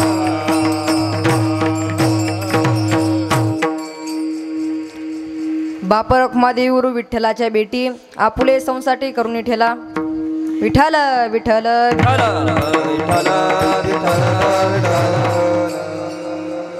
ऐका महाराज, आईबापांना जीव लावा बरं का. एक उदाहरण सांगतो ऐका. एका डोळ्याने आंधळी आई आहे, एका डोळ्याने आंधळी आई आहे आणि एका मुलाला सांभाळते महाराज. ते मुलाला आईची लाज वाटते. तिच्या बापाचं स्वप्न होतं की माझा मुलगा कलेक्टर व्हावा, त्याचा कलेक्टर या पदावर त्याला नोकरी भेटावी. पण तिचा बाप देशाची सेवा करता करता शहीद झाला होता महाराज. शहीद झाला. मुलाची 10वी झाली, 12वी झाली. मुलगा पुण्याच्या ठिकाणी शिकण्याकरता गेला. आता मुलगा कलेक्टर मोठा जिल्हा अधिकारी झाला. मग आता गावाचा मुलगा होता महाराज. गावचा मुलगा असल्यामुळे त्याचा गावात सुद्धा सत्कार ठेवला. गावात सत्कार ठेवल्यानंतर आपल्या आईने स्वागताचं ताट तयार केलं. एका डोळ्याने आंधळी आहे महाराज, पण मातीचं घर होतं. एका डोळ्याने आंधळी आई असताना सुद्धा स्वच्छ राहायचं बरं का, खूप स्वच्छ महाराज. ऐका, तुम्ही जेवढा गरीबाच्या घरी मान मिळतो ना तेवढा श्रीमंताच्या घरी चहा सुद्धा मिळत नाही महाराज. नाही मिळत हो.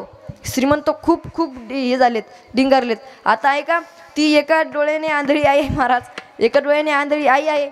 आणि मग तिचा मुलगा, त्या मुलाला त्याची आईची लाज वाटते महाराज. आई होती, आईची लाज वाटते त्याला. मुलगा घरी येतो, आई ओवळते. मुलगा सांगतो, आई तू माझ्या या स्टेजवर येऊ नको बरं का, माझ्या स्वागताच्या स्टेजवर येऊ नको. आई म्हणते, अरे बाळा, मी तुला काय कमी केलं रे? अरे काय कमी केलंय? लोकांचे भांडे कुंडे घासून तुला शिकवलं रे, तुला वाढवलं. बाप नसताना तुला एवढं मोठं कलेक्टर पदावर पोहोचवलं. आणि महाराज, एका डोळ्याने आंधळी आई होती हो. दिवस रात काम करायची, रात्री मशीननं ते काम करायची, दिवसा लोकांचे भांडे धुणे करायची, पैसे कमवायची आणि त्या मुलाला शिकवायची महाराज. आणि त्या मुलगा असं म्हणायचा, आईला रडू आवरे ना, ए देवा, मी काय कमी केलं होतं रे? मी काय कमी केलं होतं यांनी मला असं सांगितलं. महाराज, आई बरं का ती शेवटी. मुलगा गावातल्या ग्रामपंचायतच्या स्वागताच्या स्टेजवर गेला स्वागत घेण्याकरता. पण आई असल्यामुळं ती आई एका खिडकीतून डुकून पाहत होती महाराज. गावचा पाटील म्हणावं, माई या ना स्टेजवर, माई या. पण त्या मुलानं सांगितलं नव्हतं तू स्टेजवर येऊ नको म्हणून. तरी माई गेली महाराज. त्या माईला रडू आवरेना बरं का, रडू आवरेना. त्या माईला एकच भीती होती की माझा मुलगा जर मला सोडून गेला ना तर माझं या जगात कोणीच राहणार नाही बरं का, कोणीच राहणार नाही. तेच झालं हो मायबाप, शेवटी तेच झालं. तो मुलगा म्हणाला, अगं तूच राहायचं, मी जातो पुण्याच्या ठिकाणी. तो पुण्याच्या ठिकाणी गेला. तो पुण्याच्या ठिकाणी गेले असता त्याने तिकडेच लग्न केले. त्याला मुलं बाळ झाले. आणि एक दिवस त्याची आई आजारी पडली महाराज, आजारी पडली. गावातील लोकांनी त्याला फोन केला, अरे बाळू, अहो साहेब, तुमची आई आजारी पडली आहे हो, त्यांना भेटण्याकरता या. ती तो साहेब म्हणाला, अहो गावकरी, मी तुम्हाला 10,000 रुपये फोनपेला टाकून देतो, काय तो खर्च होईल, तुम्ही दवाखाना भरा. आणि आई म्हणाली, आई रडू लागली, देवा, मी काय कमी केलं होतं रे? हा माझं तोंड सुद्धा बघायला येत नाही. अरे देवा, मी काय कमी केलं? आईचे काळजाचे ठोके वाढू लागले महाराज, आईच्या काळजाचे ठोके वाढू लागले. आई असं करून एक दिवस मरण पावली हो, मरण पावली. ते गावातल्या लोकांनी आपल्या त्या साहेबाला फोन केला, हो साहेब, तुमची आई मरण पावली हो, त्यांची अंत्यविधी करण्याकरिता तरी या. तो म्हणाला, हो गावकरी, तुम्ही 10 12 काय जे असेल ते करून घ्या, मी तुमच्या फोनपेला पैसे पाठवून देतो म्हणल्यानंतर महाराज एक दिवस त्याच मुलाला गावात यायची टाईम पडला. गावात यायला एक काम होतं म्हणून तो गावात आला. आणि ते घर एका डोळ्याने आंधळी होती महाराज, पण ते घर स्वच्छ ठेवायची. आता ते घराला जाळे लागलेले, हे झालेलं.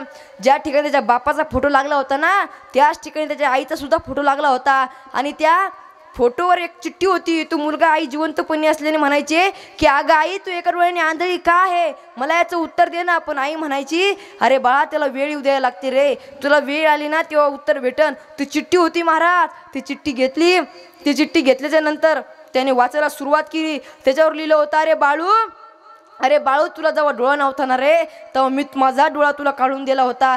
तेव्हा तू माझ्या पोटी जन्माला आला होता ना रे, तेव्हा तू माझ्या पोटी जन्माला आला होता ना, तेव्हा तुला एक डोळा नव्हता. डॉक्टर साहेब म्हणाले, अहो माई, याला जग बघता येणार नाही हो, याला जग बघता येणार नाही. शेवटी माय म्हणल्यावर ती माय म्हणली, अहो साहेब, मी माझा जर डोळा याला काढून दिला तर मग त्याला जग बघता येईल ना हो, मग त्याला जग बघता येईल ना. ते साहेब म्हणाले, हो हो माई, मग त्याला जग बघता येईल. अरे बाळू ऐक तुझ्या प्रश्नाचं उत्तर. ज्यावेळेस तुला डोळा नव्हता ना रे, ज्या वेळेस तुला डोळा नव्हता ना त्यावेळेस मी माझा डोळा काढून तुला दिला रे. मी माझा डोळा काढून तुला दिला. मग रडू लागला, हंबाळला, फोडला. अरे एकदा आई गेली ना तर आईला कोणाचीच उपमा देता येत नाही. हो, आईला सूर्याची उपमा देता येत नाही, आईला समुद्राची उपमा देता येत नाही, आईला कुणाचीच उपमा देता येत नाही. जिवंतपणी तू कधी पुसलेस नाही, आता कशाला म्हणतोस आई. जिवंतपणी तू कधी पुसलंच नाही तर आता कशाला म्हणतो मग रडतो. ए आई, आई ये ना ग वापिस. आई तू स्वर्गाला कशाला गेली हो. अगं आई ये ना वापिस. अगं आई, मग रडून काही फायदा नसतो महाराज. एकदा आयुष्यातून माणूस निघून गेला ना तर त्याला ऐका, ज्याला हात नाही ना त्याला हाताची किंमत विचारा, ज्याला पाय नाही त्याला पायाची किंमत विचारा, ज्याला डोळा नाही त्याला डोळ्याची किंमत विचारा, ज्याला बाप नाही त्याला बापाची किंमत विचारा, आणि ज्याला आई नाही ना त्याला आईची किंमत विचारा. जोपर्यंत माणूस आहे ना तोपर्यंत त्याला आई कळत नाही, बाप कळत नाही, माणूसच कळत नाही. पण एकदा जर आयुष्यातून जर माणूस जर निघून गेला ना मग त्याला समजतं. मग तो रडू लागला, ए आई, आई ये ना ग वापिस. आई कशी परत येईल हो महाराज. म्हणून आई बापांना जीव लावा. अहो ऐका, बाप असतो बरं का. म्हातारा बाप जरी असला ना तर दारात जर बसलेला असला कोणी पाप्याची नजर आपल्या घराकडे जात नाही. बिन बापाच्या पोरानं किती जरी काम केलं तर लोक त्याला नाव ठेवल्याशिवाय राहत नाही. तुम्ही जीवनात दोन गोष्टीला घाबरा, एक बाप आणि दुसरं पाप. जो बापाला घाबरला त्याचा प्रपंच चांगला, आणि जो पापाला घाबरला त्याचा परमार्थ चांगला. ऐका, सचिन तेंडुलकर जर 22.5 फूट जर पळाला ना कोट्यवधी तरुण पोरं त्याच्यासाठी टाळ्या वाजवतात, त्याचं अभिनंदन करतात. मी सांगेल मायबाप तुम्हाला, आपला बाप आयुष्यभर या बांधवून तर त्या बांधवून फिरत राहतो, या बांधवून तर त्या बांधवून येऱ्या फेऱ्या मारतो, पण त्याचं आपण कधी अभिनंदन करत नाही, त्याचा सुद्धा कधी टाळ्या वाजवत नाही. म्हणून बाप असतो. ऐका, एक कविता वाचतो. बाप काढलाच घराबाहेर, दारात रडते आई, बायकोला दररोज म्हणतो, दिवसभर म्हणतो काय बनवू तुझ्यासाठी. तुझ्या आईची आठवण बघ, तू पोटाला यावा म्हणून किती केले नवस. इकून तिकून तिच्या नवसाला देव सुद्धा पावला, तुझ्यासारखा हिरा तिच्या पोटाला जन्माला आला. लहानपणी माय तुला शेतात न्यायची, ऊन लागू नये म्हणून स्वतःच्या पदराची सावली धरून राहायची. आईचं दूध संपलं ना तू रक्त सुद्धा वडायचास. अरे रक्त पिऊन पोचलास लगा, ते रक्ताची तरी ठेव मान, पवित्र अशा मातीचा करू नको अपमान. आणि त्या दारातल्या मायला तू फक्त एक काम कर, दारातल्या मायला घरात तेवढा आण आणि तिला शिळीपाती भाकर तरी वाहार. ते शिळीपाती भाकरवाला तुझी बायको जर अडवली ना तिला घराबाहेर काढ.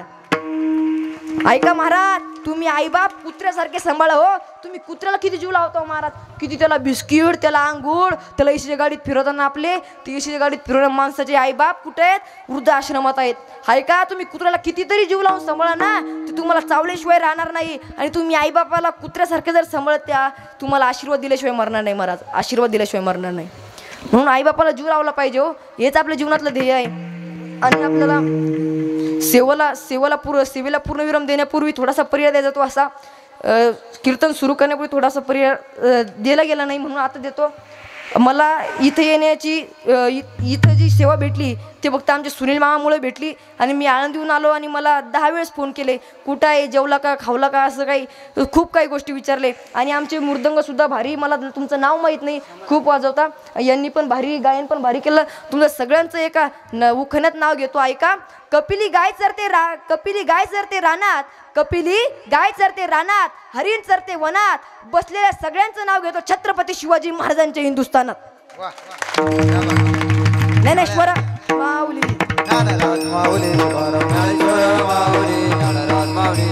ज्ञानेश्वर माऊली.